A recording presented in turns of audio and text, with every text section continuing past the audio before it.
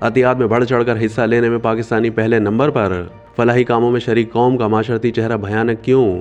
کیا لوگوں کے دل سے خوف خدا ختم ہو چکا؟ زبردست کالم نگار مظہر بلاس اپنے تازہ ترین کالم میں لکھتے ہیں کہ رمضان المبارک کی آمد کے ساتھ ہی پتہ چلتا ہے کہ پاکستان کے لوگ صدقات، خیرات اور زکوٰۃ کے ذریعے فلاحی کاموں میں شریک ہوتے ہیں۔ کوئی شوکت خانم کو عطیات دے رہا ہوتا ہے تو کوئی الخدمت کو، کوئی النور فاؤنڈیشن کو عطیات دیتا ہے، کسی کا رخ سندس فاؤنڈیشن کی جانب تو کوئی اپنے عطیات مظفر گڑھ میں قائم غوثیہ کالج کی نظر کرتا ہے۔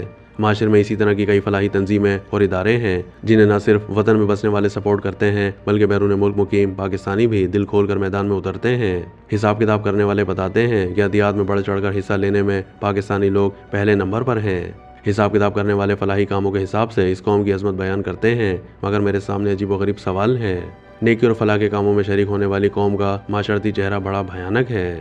کالم نگار نے اسی وجوہات بیان کی کہ بھیانک اس لیے ہے کہ ایک طرف فلاح کا یہ عالم ہے کہ لوگ دل کھول کر عطیات دیتے ہیں، اور تصویر کا دوسرا رخ یہ ہے کہ رمضان آتے ہی ہمارے دکاندار چیزوں کو اتنا مہنگا کر دیتے ہیں کہ انہیں ناجائز منافع خوری کرتے وقت خوف خدا تک نہیں آتا۔ اسی طرح چیزوں میں ملاوٹ کرنا معمول بن چکا ہے۔ لوگ ملاوٹ کرنے کو جرم نہیں سمجھتے، لوگ جھوٹ بولتے ہیں اور جھوٹ پھیلاتے ہی چلے جاتے ہیں۔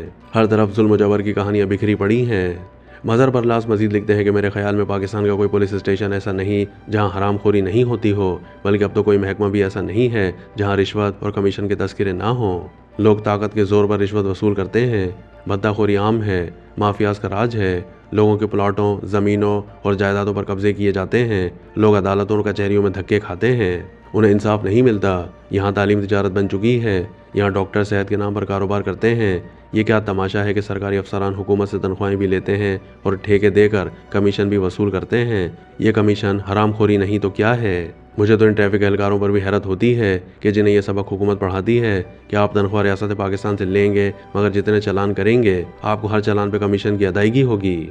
جب ہر چالان پر کمیشن کی ادائیگی اصول بن جائے تو پھر ٹریفک اہلکاروں کا دھیان ٹریفک کے بہاؤ کو یقینی بنانے کے بجائے چالان کی طرف ہی ہوگا۔ یہ کیا دھندا ہے کہ ایک آدمی حکومت سے تنخواہ بھی لے رہا ہے اور لوگوں کے جبری چالان کر کے کمیشن کی صورت میں حرام خوری بھی کر رہا ہے۔ حکمرانوں نے پتہ نہیں اخلاقیات کی کون سی کتاب سے یہ سبق پڑھا ہے کہ سرکاری ملازمین کو تنخواہیں بھی دو اور کمیشن کی صورت میں حرام خوری کو جائز بھی قرار دو۔ یہ منطق میرے جیسے سادہ لوگوں کی سمجھ سے باہر ہے۔